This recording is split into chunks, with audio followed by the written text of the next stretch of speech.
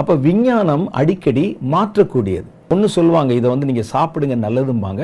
கொஞ்ச நாள் கழித்து அங்கே நியூயார்க்கில் இருக்கிற ஒரு பல்கலைக்கழகத்தில் ஆராய்ஞ்சாங்க, இதை சாப்பிடக்கூடாதான் அப்படின்னு திடீர்னு ஒன்று சொல்லுவான். விஞ்ஞானத்தில் அடிக்கடியான மாற்றங்கள் உண்டாகும். ஆனால் வேதத்தில் மாற்றங்களே உண்டாகவில்லை. எழுதுனதாக தான் இருக்குது.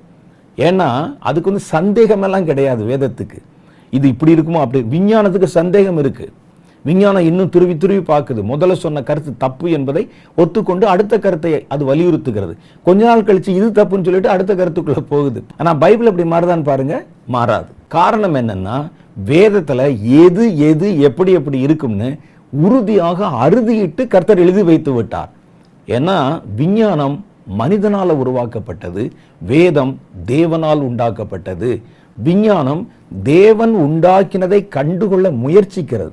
ஆனால் தேவனோ எல்லாவற்றையும் உண்டாக்கினவராக இருக்கிறார்.